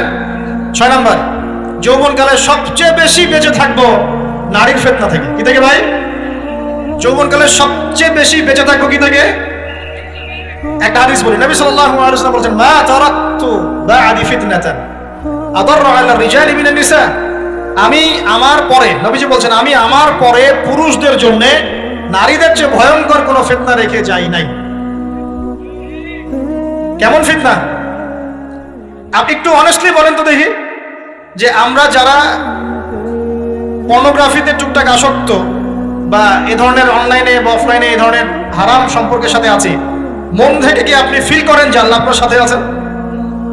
বলেন তো দেখি, অনেস্টলি বলেন। আপনি যখন নামাজ পড়ে বাসায় ফিরে যান, ফিরে যেতে যেতে যদি আপনার চোখে খারাপ কিছু পড়ে, আপনার মনের নূরটা নষ্ট হয়, আপনি বুঝতে পারেন না? বুঝতে পারেন না? যখন আপনি এরকম হারাম কোনো সম্পর্কে আছেন, নাউজুবিল্লাহ, আপনার মনটা যে শক্ত হয়ে গেছে, আপনি বুঝতে পারেন না? আল্লাহর ওয়াস্তে নারী জাতির ফিতনা থেকে সর্বোচ্চ দূরত্ব অবলম্বন করবেন। আল্লাহ পাক তৌফিক দান করুন। কি করবো তাহলে আমরা? ওই যে বলেছি, হালাল সম্পর্ক করতে পারলে হালাল, যদি করতে না পারি সবর করবেন। কি করবেন? সবর করবেন, ভালো কাজে ব্যস্ত থাকবেন, বেশি বেশি রোজা রাখবেন। কি করবেন? বেশি বেশি রোজা রাখবেন। সোমবারে রোজা রাখবেন, বৃহস্পতিবারে রোজা রাখবেন। এভাবে আপনি আপনার জীবনটা গুছিয়ে নেন, আল্লাহ পাক প্রবৃত্তিকে নিয়ন্ত্রণ করার ক্ষমতা দিবেন ইনশাআল্লাহ। এরপরেও যদি ভুল হয়ে যায়, হতে পারে এই যুগটা ফিতনার যুগ, চরম ফিতনার যুগ। যদি কোনো ভুল হয়ে যায়, খবরদার আপনি হতাশ হবেন না। ভুল হয়ে গেলে কখনো হতাশ হবেন না। হতাশা শয়তানের পক্ষ থেকে আসে, কখনো হতাশ হবেন না। দেন ওযু করে জায়নামাজে দাঁড়িয়ে 2 রাকাত নামাজ পড়ে আল্লাহকে বলবেন, আল্লাহ আমার ভুল হয়ে গেছে, আমাকে মাফ করে দাও। পারা যাবে ইনশাআল্লাহ। জীবনে কখনো হতাশ হবেন না। জীবনে যাই হয়ে যাক না কেন, কখনো হতাশ হবেন না। মনে রাখবেন, আল্লাহ আপনার রব, আল্লাহ আপনার সাথে আছেন ইনশাআল্লাহ। অতএব নারীর ফিতনা থেকে নিজেকে বাঁচিয়ে রাখার চেষ্টা করুন, আল্লাহ পাক তৌফিক এনায়েত করুন। 7 নাম্বারটা হচ্ছে, এই সমাজ আপনাকে যেভাবে শেখায়, কিভাবে শেখায়? এই যে স্কুল, কলেজ, ইউনিভার্সিটি, চাকরি, বিয়ে, সন্তান প্রতিপালন, আর তারপর ইন্না লিল্লাহি ওয়া ইন্না ইলাইহি রাজিউন, এই তো শেখায় নাকি? সবসময় মনে রাখবেন যে আল্লাহ রাব্বুল আলামিনের পরিকল্পনাই আপনার উপরে সবচেয়ে বেশি অগ্রাধিকার যোগ্য, সমাজের পরিকল্পনা নয়। পরিবার আপনাকে চাপ দিচ্ছে, চাকরি পাস না, পড়াশোনা করিস না, হ্যাঁ পড়াশোনায় কেন তুই 80 নম্বর পাইলি না, কেন চান্স পেলি না, কবে চাকরি পাবি, কবে আমাদেরকে দেখবি, খাওয়াবি, পড়াবি, এই যে চাপগুলো 4-5 থেকে আসে কিনা? অনেক যুবক দেখা যায় মাদকাসক্ত হয়, অনেকে দেখা যায় আত্মহত্যা করছে, ইদানিং করছে কিনা ভাই? এই শব্দটা থেকে আমি পয়েন্টটা আজকে লিখেছিলাম যে ভুলেও আল্লাহর প্রতি বিশ্বাস এবং তাওয়াক্কুল হারাবেন না। সমাজ যেভাবে শেখায়, সমাজ চারপাশে যে চাপ আপনাকে দিচ্ছে, এই চাপে নিজে গা ভাসিয়ে দিবেন না। আপনি আল্লাহর কাছে দোয়া করবেন, আল্লাহর কাছে পথ চেয়ে নেবেন এবং আল্লাহর প্রতি তাওয়াক্কুল ভরসা করবেন, কখনো আত্মহত্যার পথ বেছে নেবেন। কি হয়েছে? 80 নাম্বার পান নাই তো কি হয়েছে? আপনি চেষ্টা করেছেন কিন্তু চান্স পান নাই তো কি হয়েছে? চেষ্টা তো করেছেন আপনি চেষ্টা করেছেন ইউনিভার্সিটিতে চান্সের জন্য, আপনি চান্স পাইনি, চেষ্টা করেছেন আপনি, বাস চেষ্টা করেছেন, পাই নাই, তাকদিরে ছিল পাই নাই, বাস। আমি আমার চেষ্টা করেছি। কখনোই আত্মহত্যার পথ বেছে নেবেন না। আর আমরা পিতা মাতাদেরকে রিকোয়েস্ট করবো, কোনো অবস্থাতেই সন্তানকে এত বেশি চাপ দিবেন না যে সন্তানটার এই কোমরটাই ভেঙে চলে। এই সমস্যাগুলো দিন দিন বাড়ছে সমাজের মধ্যে। কেন এত চাপ দিচ্ছেন? তার প্রতিভা কোথায় খুঁজে বের করুন। তাকে জোর করে কেন টেনে লম্বা করার চেষ্টা করছেন? আমাদের সমাজে বাচ্চা হয়ে গেলেই তার পিঠে একটা সিল মেরে দেয়, হয় ডাক্তার না হলে ইঞ্জিনিয়ার। কেন? এর বাইরে কোনো প্রফেশন নাই? আমার সন্তানকে হয় ঢাকা বিশ্ববিদ্যালয়ে চান্স পেতে হবে, না হলে বুয়েটে, না হলে এখানে। এর বাইরে আর কোথাও পড়ারই জায়গা নাই। আর এখানে পড়লেই আমার সে ছেলে বা আমার মেয়ে একদম সবচেয়ে বড় জ্ঞানী হবে, অন্য কোনো ভাবে হবে না, এটা গ্যারান্টি দেওয়া আছে? যারা সভ্যতা বিনির্মাণ করেছেন তারা কয়জন বড় বড় ডিগ্রি সার্টিফিকেট পেয়েছেন খুঁজে বের করে দেখেন, খুঁজে বের করে। আমরা ফিলোসফির মধ্যে যে ফিলোসফারদের হিস্ট্রি পড়েছিলাম তাদের মধ্যে বেশিরভাগই দেখা যায় স্কুলেও যায় নাই, কলেজেও যায় আছে না? এমন আছে। আমি বলছি না আপনারা যাবেন না, আমি বলছি জ্ঞানের মানদণ্ড এটাই নয় যে আমার সার্টিফিকেট অর্জিত হয়েছে। সার্টিফিকেটটাই জ্ঞানের মানদণ্ড নয় তো। হ্যাঁ, প্রতিযোগিতার একটা জগৎ আছে, আমাকে সেই জগৎ উতরাতে হবে। আপনি চেষ্টা করবেন, যদি না হয় তাকদিরাল ছিল, হয় নাই, বাস হয়। আমাকে আল্লাহ পাঠিয়েছেন তার ইবাদত করার জন্য, এখানে আত্মহত্যা করার জন্য আল্লাহ আমাকে পাঠান নাই। আমার জীবন যদি দিতেই হয় তাহলে আল্লাহর জন্য দিব ইনশাআল্লাহ। ঠিক আছে কথা? বাস, দুনিয়ার জন্য নয়। আল্লাহ পাক বোঝার তৌফিক দান করুন। কটা বললাম? 7টা না 8টা? 7টা। 8 নাম্বার। 8 নাম্বারটা ইম্পর্টেন্ট এবং এটা আপনাদের জন্য মজাদার। সেটা হলো 8 নাম্বারটা বেশি ইম্পর্টেন্ট। এটা হচ্ছে দিনের পথে চলার ক্ষেত্রে আপনি অনেক রকম মতবাদ পাবেন সামনে। কেউ বলবে আমারটা সঠিক, কেউ বলবে না ওরটা নয়, আমারটা সঠিক, কেউ বলবে না আমার দলটা সঠিক, কেউ বলবে না ওর সংগঠন সঠিক। এগুলো আপনার কান ভারী করে ফেলবে। তখন মনে হবে যে আগেই ভালো ছিলাম রে ভাই, নামাজ পড়তাম না, এখন নামাজ পড়া শুরু করে দেখলাম যে আরে হাতটা বাঁধবো কোথায় এটাই তো ফিক্স করতে পারতেছি না। আর আমার কিছু তো অভিজ্ঞতা আছে ভাই, নাকি ভাই? ওর আলোকে একটা কথা বল, সেটা হলো সমাজে কিছু ইখতিলাফি মাসআলা আছে, এই মাসআলাগুলো কানেও ঢুকাবেন না। আপনি ইবাদতের মধ্য দিয়ে আল্লাহকে পাওয়ার চেষ্টা করুন। এবং চিরায়ত একটা ইসলাম আমরা ফলো করছি না? এই ইসলামের মধ্যে এমন কিছু নাই যেটা আপনাকে জাহান্নামে নিয়ে যাবে, এমন কিছু নাই। হ্যাঁ, প্রত্যেকটা ঘরানার মধ্যে কিছু বিভ্রান্ত মানুষ থাকতে পারে, এমন কিছু মানুষ এমন আমল করছে যে আমলটা হয়তো কোরআন এবং হাদিসে নাই। এটা তার সমস্যা, কোরআন সুন্নাহর সমস্যা নয়। কথা বুঝতে পারছেন? এটা তার সমস্যা, সেই বেদাতটা করছে, সেই শিরকটা করছে। তার মানে এই নয় যে কোরআন হাদিস আমাকে শিরক শিখিয়েছে, বেদাত শিখিয়েছে। কোরআন এবং হাদিসে যেটা আছে এটা সুন্দর এবং এটা চিরায়ত একটা ক্লাসিক্যাল ইসলাম আমাদের কন্টিনেন্টে আছে, বাংলাদেশেও আছে। এখানে থাকলে আপনি বিভ্রান্ত হবেন না ইনশাআল্লাহ তাআলা। বরেন ওলামায়ে কেরামদের কাছে গিয়ে অন্তত একজন হকপন্থী আলেমের সাথে পরামর্শ করে আপনি আমল করার চেষ্টা করুন। আর যে বিষয়গুলো নিয়ে ইখতিলাফ আছে এগুলো নিয়ে সমাজে মতপার্থক্য সৃষ্টি করে সমাজটাকে বিভক্ত করতে যায় না। আল্লাহর ওয়াস্তে মসজিদ ভাগ করতে যায় না, সমাজকে ভাগ করতে যায় না। জাতিগত ঐক্যটা রক্ষা করেন, আল্লাহ পাক বোঝার তৌফিক দান। আর যদি মানুষের মধ্যে খারাপ কিছু দেখি, ওই খারাপ কিছু বিষয়টা আমি এড়িয়ে যাবো। আর কোনটা ভালো কোনটা খারাপ আমি বুঝবো কিভাবে? আমি 10 জন আলেমের সাথে পরামর্শ করবো, বাস। আমি এত বড় আলেম নই, তাহলে আমি 10 জন আলেমের সাথে পরামর্শ করবো যে হুজুর এই বিষয়টা চলছে, এটা সম্পর্কে আসলে বিষয়টা কি। একটা ঘরানার দিকে কখনো আপনি সাম্প্রদায়িকভাবে বায়াস্ট হয়ে যাবেন না। আপনি আপনার চিন্তাটাকে লিবারেল রাখবেন, হকটা যেখানে পাবো সেটা নিব ইনশাআল্লাহ। এমন নয় যে উনি বলেছেন বলেই হক আর কারোটা নিব না, ওনারটাই নেব, এভাবে চিন্তা করবেন না। হক যেখানে আছে সেখানে যাবেন আপনি ইনশাআল্লাহ। আল্লাহ পাক আমাদেরকে বোঝার তৌফিক দান। আর যে ইখতিলাফগুলো আছে এগুলো নিয়ে সমাজকে বিভক্ত করতে যায় না, মতানৈক্য নিয়েই ঐক্য হবে ইনশাআল্লাহ তাআলা। আল্লাহ পাক আমাদেরকে কথাটা বোঝার তৌফিক দান। আর শেষের দুটো হলো যৌবনকালে আমরা আমাদের পরবর্তী জীবনের প্রস্তুতি গ্রহণ করবো ইনশাআল্লাহ। কারণ বার্ধক্যের জীবনে আপনি কিন্তু এই কাজগুলো এখন করতে পারছেন, সেগুলো পরে পারবেন না। অতএব এই সময়ে আপনি আপনার রিজিকের একটা অংশ সঞ্চয় করার চেষ্টা করুন, কিছু সাস্টেইনেবল অ্যাসেট করার চেষ্টা করুন, যাতে পরবর্তী বয়সে গিয়ে আপনাকে দিনের দিকে কাজ করার জন্য দুনিয়ার ফিতনায় পড়তে না হয়। আল্লাহ পাক আপনাদেরকে হালাল রিজিকের ব্যবস্থা করে দিন, আমি দোয়া করি আল্লাহুম্মা আমিন। আর সবশেষ যেটা বলতে চাচ্ছিলাম, দেখুন যৌবনকালে আমরা যা করতে পারবো অন্য সময় পারি না। তাই এই যৌবনেই ইলম অর্জন করে আল্লাহ পাকের দ্বীনের এই দাওয়াতের মেহনত আমরা শহরে শহরে, গ্রামে গঞ্জে, জেলায় উপজেলায়, প্রত্যন্ত অঞ্চলের সমস্ত জায়গায় পৌঁছে দেবো ইনশাআল্লাহ। যৌবনকালে আমরা বেশি বেশি দাওয়াতি কাজ করার চেষ্টা করবো, আল্লাহ পাক তৌফিক দান করুন। যতটুকু জানেন, আপনি এতটুকু জানেন না যে নামাজ পড়তে হয় 5 ওয়াক্ত, তাহলে নিজে পড়েন, মানুষকে নামাজের দাওয়াত। আপনি এতটুকু জানেন না যে ভাই সুদ খাওয়া হারাম, জানেন কি না ভাই? ব্যাস আপনি মানুষকে বলেন যে ভাই হালাল খাই, সুদ না খাই। আপনি এতটুকু জানেন না যে জেনা করা হারাম, বাস আপনি আপনার বন্ধুকে দাওয়াত দেন, ভাই জেনার দিকে যাইস না এবং হারাম অ্যাফেয়ার্সে যাইস না। যতটুকু জানেন অতটুকু মানুষের কাছে পৌঁছে দেন। আল্লাহ পাক তৌফিক দান। যুবক ভাইদেরকে আমি এই 10টা নসিহত করলাম আছে, এই নসিহতগুলো একটু মেনে চলেন, যৌবনটা সুন্দর হবে ইনশাআল্লাহ। এছাড়া আর অনেক নসিহত আছে, এগুলো ওই যে বইগুলোর নাম বলে দিয়েছি, আল্লামা তাকি উসমানী হুজুরের যে বইগুলো, এগুলো পড়েন, ইনশাআল্লাহ দেখবেন আরো অনেক হেদায়েত আপনি পাবেন। মোটা দাগে কথা হচ্ছে ইলম অর্জন করতে হবে। রাজি আছে কিনা ভাই? রাজি আছে কিনা বলেন? ইলম অনুযায়ী আমল বাড়িয়ে দিব, রাজি আছে কিনা? হকপন্থী ওলামায়ে কেরামের সাথে পরামর্শ করে চলবো, রাজি আছে কিনা? আমরা যৌবনকালে হালাল রিজিক অন্বেষণের চেষ্টা করবো, রাজি আছে কিনা? যৌবনের সময়কে বিন্যাস করে চলবো, এলোমেলো জীবন যাপন করবো না, রাজি আছে কিনা? নারীদের ফেতনা থেকে বেঁচে থাকার চেষ্টা করবো, রাজি আছে কিনা? আগামী দিনের জন্য, ইসলামকে এগিয়ে নেওয়ার জন্য দাওয়াতের মেহনত করবো, রাজি আছে কিনা?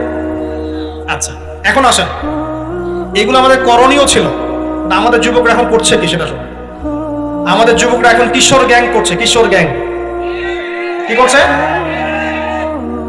আপনাদের পরিবারের কর্তা যারা আছেন তাদেরকে আমি একটু রিকোয়েস্ট করবো, আপনার সন্তানের দিকে খেয়াল রাখেন। আপনার সন্তানকে যত ছোট মনে করছেন, আপনার সন্তান এখন এত ছোট নয়। কিশোর বয়সে সে এমন পাপও করে ফেলেছে যা আপনি এখনো করেন নাই। কিশোর বয়সে এমন এমন পাপ করা তার শেষ যা আপনি এখনো চিন্তাও করতে পারেন না। অতএব সন্তানকে শুধু গায়ে গতরে বড় করলে হয় না, আমরা যে সন্তানকে মানুষ করার জন্য নিজের ঘাম ছেড়ে দিচ্ছি, মানুষ করার অর্থ হচ্ছে ওর আত্মাটাকে গড়ে তোলা, দেহটাকে গড়ে তোলা নয়, তার আত্মাটাকে গড়ে তুলুন। সন্তান থেকে খেয়াল রাখেন।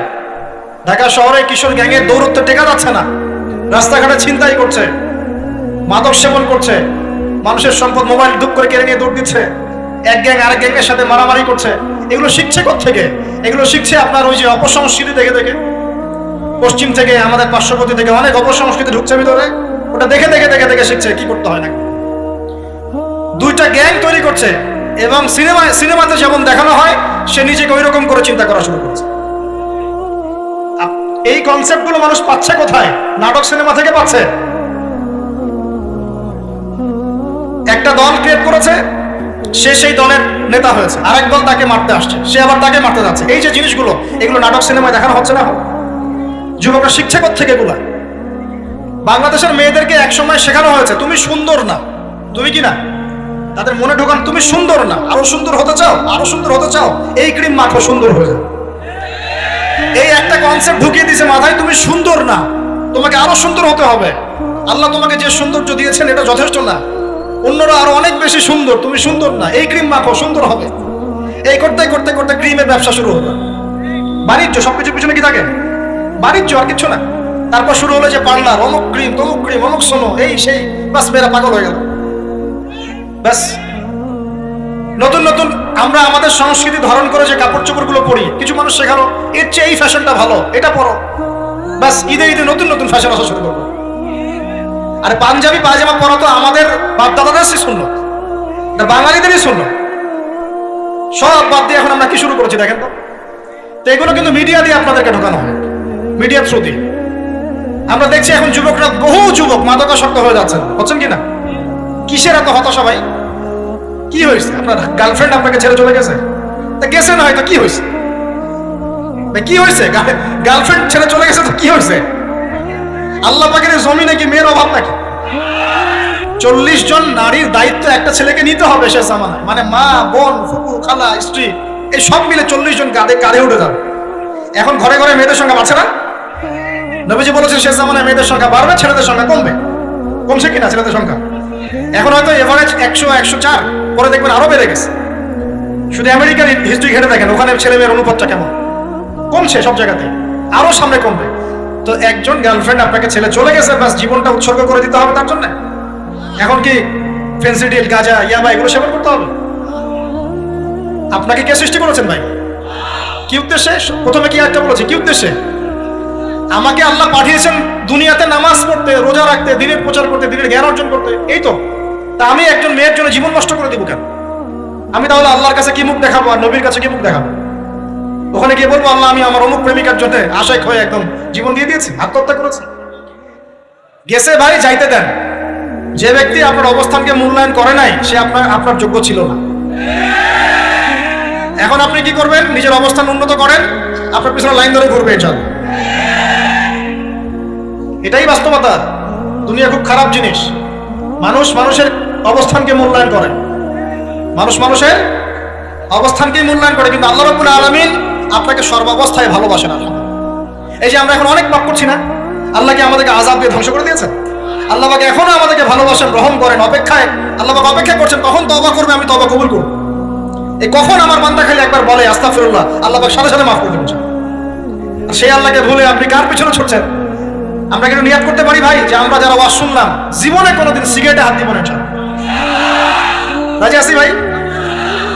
অন্য বড় বড় জিনিস তো বহুত দূরের কথা। আচ্ছা, অনেকে রাজি হয় নাই কেন? আপনারা কি অলরেডি আসক্ত? আমি অনেক ভাইকে দেখেছি মাশাআল্লাহ ইফতার খুলেই একদম মেনশন টানা শুরু করে। হ্যাঁ, এটা যে হারাম আপনাদের কেউ ওয়াজ করে শোনায় নাই? এটাকে কি মনে করেন আপনারা, হারাম না হালাল? কেউ বলেছে মাকরু, নাকি মাকরু ফতোয়া দিয়েছে? মাকরুহ শব্দের অর্থ জানেন আপনি? মাকরুহ শব্দের অর্থ কি শোনেন। সূরা বনী ইসরাঈল খুলবেন। কোন সূরা? সূরা বনী ইসরাঈল। আল্লাহ পাক বলছেন আমি বনু ইসরাঈলকে এই কাজগুলো করতে নিষেধ করেছি। কোন কোন কাজ? জেনা করো না, জেনা ধার কাছে যেও না, এতিমের মাল আত্মসাৎ করো না, শিরিক করো না ইত্যাদি। যারা আলেম আছেন তারা আমার কথা বুঝবেন। এই কাজগুলোর পরে আল্লাহ পাক বলছেন যে এই প্রত্যেকটা কাজ আল্লাহর কাছে মাকরুহ, অপছন্দ। কিসের? অপছন্দ। তাহলে এটাকে আপনি সহজ মনে করছেন? নিয়াত করি আল্লাহ পাকের সন্তুষ্টির জন্য আমরা কোনোদিনও মাদকের সাথে সম্পৃক্ত হব না ইনশাআল্লাহ। আর বিশ্বাস করেন, শুধুমাত্র মাদকদ্রব্য নিয়ন্ত্রণ অধিদপ্তর এই আইন কানুন এগুলো দিয়ে, জরিমানা দিয়ে মানুষকে মাদক ছাড়ানো যাচ্ছে না, যাবে না। কেন যাবে না এটা আপনারা খুব ভালো করেই জানেন, আমি বলতে চাচ্ছি না। অনেক সময় মাদক বিরোধী কনসার্ট করে মানুষ, মাদক বিরোধী কনসার্টে ওঠার আগে এক বোতল ডাইল খেয়ে আসে। এগুলো কি বাস্তব কথা বলছি না অবাস্তব কথা বলছি? আমাদের যুবক ভাইরা কোশ্চিন কেন মাদকের ধার কাছে যাবেন না। একটা হাদিস খালি মনে রাখেন, এই হাদিসটা মনে রাখেন। নবী সাল্লাল্লাহু আলাইহি ওয়াসাল্লাম বলেছেন কেউ যদি মাদকদ্রব্য সেবন করে তার 40 দিনের নামাজ কবুল হবে। সিগারেট একটা খেয়েছি, 40 দিন নামাজ নাই। এরপর যদি সে তওবা করে আল্লাহ মাফ করে দিবে। আবার যদি মাদক খায় আবার 40 দিন কবুল হবে। যদি আবার তওবা করে আল্লাহ মাফ করে দিবে। আবারও যদি খায় আবারও 40 দিন কবুল হবে না, আবারও তওবা করলে আল্লাহ আবার মাফ করে দিবে। চতুর্থবার সে যদি মাদক খায়, আল্লাহ রাসূল সাল্লাল্লাহু আলাইহি ওয়াসাল্লাম বলছেন আল্লাহ পাক কিয়ামতের মাঠে তাকে তিনাতুল খাবাল পান করাবেন। কি পান করাবেন? তিনাতুল খাবাল। সাহাবীরা বললেন ইয়া রাসূলুল্লাহ এটা কি? তিনাতুল খাবাল কি? নবী সাল্লাল্লাহু আলাইহি ওয়াসাল্লাম বলছেন এটা হচ্ছে জাহান্নামীদেরকে আযাব দেওয়ার পর তাদের রক্ত মাংসের যে পুঁজ বের হবে, এই যে ড্রিঙ্কস, জাহান্নামের হার্ড ড্রিঙ্কস, এই ড্রিঙ্কস এর নাম হলো তিনাতুল খাবাল। আল্লাহ পাক আমাদের সবাইকে মাদক থেকে বাঁচিয়ে রাখুন। হতাশা মাদক দিয়ে দূর হয় না। হতাশা দূর হবে বলে দিব 3টা জিনিস, মাত্র 3টা। কয়টা ভাই? 1, 5 ওয়াক্ত নামাজ। এক কি? নামাজে আপনি ওযু করে সিজদা দেন, ইনশাআল্লাহ আপনার মনে প্রশান্তি না আসলে আমাকে এসে বলেন যে আসলে। চোখের পানি, মনের আবেগ যা আছে আপনার ভিতরে, কষ্ট দুঃখ যন্ত্রণা সব আল্লাহকে ঢেলে দিবেন ইনশাআল্লাহ। নিজের আবেগ ধরে রাখবেন এখানে, আপনি আল্লাহর জন্য ঢেলে দিবেন। মানুষকে আবেগ দেখা কি না? মানুষ আপনার চোখের পানির মর্ম বুঝবে? মানুষ কি মানুষের চোখের পানির মর্ম বুঝে? আপনার পিতা যদি মারা যায় আমার কাছে এসে দোয়া চান, কান্নাকাটি করে, আমি দোয়া করতে পারবো কিন্তু আমি কিন্তু আপনার ফিলিংসটা বুঝতে পারবো না। আপনার অনুভূতি কে বুঝতে পারবেন? আল্লাহ পাক আপনার ঘাড়ের রগের চেয়ে কাছে আছে। সুবহান আল্লাহ পাক ঘাড়ের রগের চেয়ে কাছে আছে। গতকালকে বাংলাদেশের একজন বরেণ্য আলেমের সাথে একটা কনফারেন্সে ছিলাম। উনি বলছিলেন যে এক ব্যক্তি, এটা শোনেন, এক ব্যক্তি খুব তার শখ যে তিনি সাহাবীদের মতো নামাজ পড়া শিখবেন। কথা বুঝতে পারছেন? সাহাবীদের মতো নামাজ শিখবেন। তো একজন বরেণ্য আলেমের কাছে এসেছেন, এসে বলছেন যে আমাকে সাহাবীদের মতো নামাজ শিখিয়ে দেন। তখন সেই আলেম আরেকজন আলেমের সন্ধান দিয়েছেন, যা তুমি তার কাছে যাও, তিনি শেখাবেন। তো সেই ব্যক্তি একটু অবাক হয়েছেন, কারণ যাকে প্রশ্ন করেছিলেন তিনি অনেক বড় মুহাদ্দিস, আর যার কাছে পাঠানো হচ্ছে তিনি অত বড় মুহাদ্দিস নন কিন্তু আবেদ, আমল করেন। তাকে গিয়ে বলছেন উনি আমাকে পাঠিয়েছেন সাহাবীওয়ালা নামাজ শিখিয়ে দেন। তখন তিনি বলছেন ঠিক আছে, সুন্দর করে ওযু করে আসো, সুন্দর করে ওযু করে আসো। ওযু করার সময় খালি খেয়াল রাখবা যে আমি ওযু করছি শুধু আল্লাহর সন্তুষ্টির জন্য। কি খেয়াল রাখবেন? ওযু করছি শুধু আল্লাহকে রাজি খুশি করার জন্য ওযু করছে, আর কোনো উদ্দেশ্য নাই আমার। ওযু করতে যাচ্ছে তিনি আবার বলছেন দাঁড়াও, শুধু আল্লাহকে রাজি খুশি করার জন্য ওযু করো। আবার শুরু করছেন, আবার বলছেন শোনো, শুধু আল্লাহকে রাজি খুশি করার জন্য ওযু করো। এভাবে বলতেই আছেন, নামাজে দাঁড়িয়ে আছেন, দাঁড়ানোর আগে বলছেন শোনো শুধু আল্লাহকে রাজি খুশি করার জন্য নামাজ পড়ো, বলতেই আছেন। এক পর্যায়ে সে ব্যক্তি নামাজ শুরু করলো, নামাজে মনোযোগ এদিক ওদিকে যায় আর তার মাথায় এটা আসে, এই শুধু আল্লাহকে রাজি খুশি করার জন্য আমাকে নামাজ পড়তে হবে, শুধু আল্লাহকে রাজি খুশি করার জন্য নামাজ পড়তে হবে। এই চিন্তা তার মনের মধ্যে ঘুরপাক খাচ্ছে। এভাবে নামাজটা সে শেষ করেছে। শেষ করে চিন্তা করছে যে নামাজ তো পুরোপুরি মনোযোগ দিতে পারলাম না। বারবার মাথার মধ্যে এরকম চিন্তা আসছে, আল্লাহ আমাকে তুমি মাফ করে দাও, নামাজটা আমার মনে হলো না ঠিক মতো। তখন সে ফিরে এসে তার সে ওস্তাদকে বলছেন, আমার তো নামাজ এরকম করে পড়লাম, কিন্তু শেষমেশ মনে হলো যে নামাজটা হয়তো কবুল হয় নাই, আল্লাহর কাছে খুব মাফ চাইলাম, আল্লাহ আমাকে মাফ করে দাও, নামাজটা মনে হলো না। তখন সেই যে প্রথম ব্যক্তি যিনি পাঠিয়েছেন তিনি বলছেন, এটাই হলো সাহাবী বলা নামাজ। তারা আল্লাহকে রাজি খুশি করার জন্য নামাজ পড়তেন, নামাজ শেষ করে আল্লাহর কাছে ইস্তেগফার করতেন, আল্লাহ কিছুই হলো না, কিছুই হলো। আমার কথা কি বুঝতে পারছেন? অতএব আল্লাহকে রাজি খুশি করার জন্য আপনি আপনার আবেগ, আপনার ইবাদত সব ঢেলে দিবেন, অন্য কারো কাছে কিছু পাওয়ার আশা করুন। অতএব নামাজ আপনার মাদকের দিকে যাওয়া লাগবে না, নামাজই আপনার হতাশা দূর করে দেবে ইনশাআল্লাহ। 2 নম্বর আমল হচ্ছে কোরআন তেলাওয়াত। যে ব্যক্তি কোরআন তেলাওয়াত করতে পারে নিয়মিত, তার মনের মধ্যে এই হতাশা, এই ভীরুতা, এই কাপুরুষতা কিছু আসবে না ইনশাআল্লাহ। আমি গ্যারান্টি দিচ্ছি আপনাকে, হতাশা আসবেই না আপনার মনে যদি আপনি কোরআন বুঝতে পারেন। কোরআনের একটা আয়াত নিয়ে কোনো সময় দেখা যায় 2-3 ঘন্টা সময় পার হয়ে যাচ্ছে, আয়াতটা ছেড়ে সামনে যেতে পারছি না। কোরআনের ভিতরে ঢুকলে আপনি দুনিয়ায় ভুলে যাবেন কি হচ্ছে আশপাশে। আমি আমার অনেক আলেমকে দেখেছি যে একটা বই, পাতলা একটা বই, আরবি বই নিয়ে পড়া শুরু করেছেন, যে ফজরের পরে জোহরের ওয়াক্ত হয়ে যাচ্ছে, বইটাই শেষ করতে পারেন। বুঝতে পারবেন না? যখন আপনি ইলমের ভিতরে ঢুকে যাবেন, কোরআনের ভিতরে, হাদিসের ভিতরে, আপনার দুনিয়ার খেয়ালই নাই। একজন আলেম তিনি এক রাত্রে একটা বই লিখেছিলেন, চটি বই, এক রাত্রের মধ্যে। বলা হচ্ছে তার সম্পর্কে বলা হচ্ছে যে রাতের খাবার তাকে দেওয়া হয়েছে, যে আপনি এটা খেয়ে নেন, খাবারটা পাশেই আছে, খাবারটা খাবো, এটা লিখে খাবারটা খাবো, এরকম তার চিন্তা ছিল। ফজর হয়ে গেছে, বই লিখাও শেষ, খাবার এই অবস্থায় পড়ে আছে, ডুবে গেছেন ভিতরে, খাওয়ার মাথায় খেয়াল নাই। এরকম হয়। একজন মনীষী, বিখ্যাত মনীষী, রিয়াদুস সালেহীন কিতাবের রাইটার, সংকলক আল্লামা নববী রাহিমাহুল্লাহ, এরকম সারা রাত চলে গেছে, পাশে 2টা খেজুর খাওয়ারই সময় পান, হাদিস নিয়ে গবেষণা করতে রাত পার হয়ে গেছে। আমি বলতে চাচ্ছি, যখন ইলমের ভিতরে, কোরআন হাদিসের ভিতরে ঢুকে যাবেন, আপনার দুনিয়ার খেয়াল আপনার চলে যাবে, এই টেনশন, হতাশা, এই সেই বাদ, তখনই আল্লাহ পাক আপনাকে তার পক্ষ থেকে রহমত দিবেন। Order food you love with Food Panda. Download the app and order now. What do a mustached mechanic, a Zen yogi, and an overdue electricity bill have in common? They won't help your balance. Pocket Broker will. Replenish your demo balance anytime to keep going. Practice on over 250 assets. Withdraw securely with no commission. Pocket Broker always pays.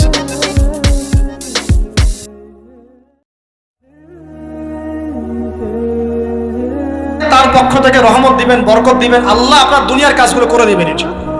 তখন দেখবেন কেউ আপনার দুনিয়ার ওই কাজটা করে দিয়েছে, কেউ ওই কাজটা করে দিয়েছে, কেউ বাসায় খাবার পাঠিয়ে দিয়েছে, আল্লাহ পাকই এগুলো করাই দিবেন ইনশাআল্লাহ। তো প্রিয় ভাইরা, মাদকে যাবো না আল্লাহর কাছে আসবো? 2 নম্বর কোরআন তেলাওয়াত, 3 নম্বর আল্লাহর জিকির। 3 নম্বর কি ভাই? আল্লাহর জিকির। চলতে ফিরতে সব সময় মুখ চলতে থাকবে, মুখ না চললেও মনে মন তাজা থাকবে, মনে জিকির হতে থাকবে। মনে জিকির করতে পারেন? মুখ নড়বে না, কিন্তু মনে আপনার একটা জিকির হতে থাকবে, সুবহানাল্লাহ, আলহামদুলিল্লাহ, লা ইলাহা ইল্লাল্লাহ, আল্লাহু আকবার। পারা যাবে? পারে। মানুষের মন কখনো চুপ করে থাকে না, কিন্তু মানুষের মন অলওয়েজ কিছু না কিছু চিন্তা করতে থাকে না, যতক্ষণ না ঘুমায় মানুষ। তো প্রিয় ভাইরা, বেশি জিকির করবো, সুবহানাল্লাহ, আলহামদুলিল্লাহ, লা ইলাহা ইল্লাল্লাহ, আল্লাহু আকবার, লা হাওলা ওয়ালা কুওয়াতা ইল্লা বিল্লাহ, এগুলো চলতে থাকবে। আল্লাহ পাক তৌফিক দান করুন। আমরা আমাদের সমাজে যুবকদেরকে এরকম টিকটকে দেখছি, অনলাইনে আসক্ত দেখছি, জেনায় আসক্ত দেখছি, পর্নোগ্রাফিতে আসক্ত দেখছি। আমরা দেখছি আমাদের যুব সমাজকে মাদকে আসক্ত, কিশোর গ্যাংয়ে আসক্ত। এইগুলো কি আমাদের কাম্য ছিল ভাই? আমাদের কাম্য ছিল? এই অবস্থায় কি যুব সমাজ আল্লাহ পাকের দিনের পতাকা হাতে নিয়ে আল্লাহর জমিনে দিন কায়েম করতে পারবে কিনা? একটু আমাকে উত্তর দেন দেখি। এখন এই অবস্থায় পারবে? অতএব অবস্থার উন্নতি করতে হবে কিনা? উন্নতির জন্য রাজি আছি কিনা ইনশাআল্লাহ? আমরা চাই কি আল্লাহ পাকের দিনটা আল্লাহর জমিনে প্রতিষ্ঠা লাভ করুক, আল্লাহর দিন সবার ঘরে ঘরে পৌঁছে যাক, আল্লাহ পাকের দিনের যে সৌন্দর্য সবাই সেটাই, এই সৌরভটা সবাই পাক, আমরা চাই কিনা? সমাজে শান্তি প্রতিষ্ঠা হোক, আবার সেই রাসূলের মতো যুগ চলে আসুক, আমরা চাই কিনা? অতএব আমাদের সবাইকে যৌবনের এই প্রলোভনগুলো থেকে বেরিয়ে এসে আল্লাহ পাকের ইবাদতে আত্মনিয়োগ করতে হবে। আল্লাহ পাক আমাদের সবাইকে তৌফিক দান করুন, বলি আমিন। আমাদের সবাইকে আল্লাহ রাব্বুল আলামিন কোরআন এবং হাদিসের গভীর জ্ঞান অর্জন করার তৌফিক দান করুন, বেশি থেকে বেশি ইবাদত করার তৌফিক দান করুন। আল্লাহ পাক সবাইকে হারাম সমস্ত রিজিক থেকে বাঁচিয়ে রাখুন, জেনা, ব্যভিচার এবং নারীর ফিতনা, মাদক থেকে আল্লাহ বাঁচিয়ে রাখুন। আল্লাহ পাক আমাদের সবাইকে হালাল রিজিক, হালাল সম্পর্ক যথেষ্ট করে দিন। আল্লাহ পাক আমাদের সবাইকে যেন দিনের দাওয়াতের মেহনত করার তৌফিক দান করে এবং আলেম ওলামার সাথে পরামর্শ করে দিন শেখার এবং বোঝার তৌফিক দান করে। আর লেকচার শেষ করার আগে দুটো বিষয় বলে শেষ করছি, একটু মনোযোগ দিন। একটা হচ্ছে আমাদের যুবতী দিনী বোনদের জন্য, এখানে বোনরা আছেন না? আছেন কি না? দিনী বোনরা আছেন? একটা নসিহত দিনী বোনদের জন্য আমি একটা নসিহত করতে চাচ্ছি, একটা নসিহত। আমার এই একটা নসিহত একটু মন দিয়ে শুনুন প্রিয় দিনী বোন। রাসূলুল্লাহ সাল্লাল্লাহু আলাইহি ওয়াসাল্লাম আমাদের দিনী বোনদের জন্য জান্নাতে যাওয়ার একটা ফর্মুলা বলে দিয়েছেন। আমি কি বলবো সেটা? আচ্ছা, রাসূলুল্লাহ সাল্লাল্লাহু আলাইহি ওয়াসাল্লাম বলেছেন আমাদের দিনী বোনেরা, আমাদের মায়েরা, এই নারী জাতি মাত্র 4টা কাজ করলে জান্নাতের যে কোনো দরজা দিয়ে ইচ্ছা প্রবেশ করতে পারবে। খুশি হন নাই? কয়টা কাজ? মাত্র 4টা। এক, যদি আমাদের দিনী বোনেরা 5 ওয়াক্ত নামাজটা ওয়াক্ত মতো পড়ে, আল্লাহ পাক তৌফিক দান করুন, বলি আমিন। 2 নাম্বার, যদি তারা রমাদান মাসের রোজাটাকে ঠিক মতো আদায় করতে পারে। 1 নাম্বার 5 ওয়াক্ত নামাজ ঠিকঠাক আদায় করা, 2 নাম্বার রমজান মাসে সাওম রাখা, 3 নাম্বার তাদের লজ্জাস্থানের হেফাজত করা, মানে শরঈ পর্দা মেইনটেইন করা, শরঈ পর্দা মেইনটেইন করা। এবং আমি বলে দেই, চেহারাটা আপনাদের পর্দার অন্তর্ভুক্ত। এটা নিয়ে অনেক বাকবিতণ্ডা হয় না সমাজে, চেহারা দেখানো যাবে কি যাবে না ইত্যাদি। চেহারা আপনার পর্দার অন্তর্ভুক্ত বিষয়, ফুল স্টপ। এর উপরে ফতোয়া অনেকভাবে দিচ্ছে, কিন্তু বড়েন ওলামায়ে কেরামের কিতাবগুলো ঘাটাঘাটি করেন, তাদের ফতোয়া হচ্ছে চেহারা আপনার পর্দার অন্তর্ভুক্ত বিষয়, চেহারা ঢেকে রাখবেন, আল্লাহ পাক তৌফিক দান করুন। চোখ থাকবে খোলা, ঠিক আছে। 4 নাম্বার, স্বামীর আনুগত্য করতে হবে। স্বামীর আনুগত্য, এই যে আনুগত্য শব্দ শুনলেই মানুষের একটা মানে নেগেটিভ ধারণা তৈরি হতে পারে। স্বামীর আনুগত্য মানে কি আমি তার দাসত্ব করবো? আনুগত্য মানে, প্রিয় দিনী বোন, আনুগত্য মানে দাসত্ব নয়। আনুগত্য মানে কোরআন সুন্নাহর যে বিধানগুলো আপনার স্বামী আপনাকে পালন করতে বলবে, আপনি সেগুলো করবেন, আপনি করতে বাধ্য। কিন্তু স্বামী যদি কোরআন সুন্নাহর বাইরে কিছু করতে বলে, সেটা মানতে আপনি বাধ্য নন। স্বামী যদি আপনাকে বলে যে সুদ খাও, এই যে সুদী এনজিওতে আসো, নাম লেখাও। স্বামী যদি আপনাকে বলে যে আসো বেপরদায় বাইরে যাই, সাজুগুজু করে বের হও, চলো ঘুরে আসে বেপরদায়।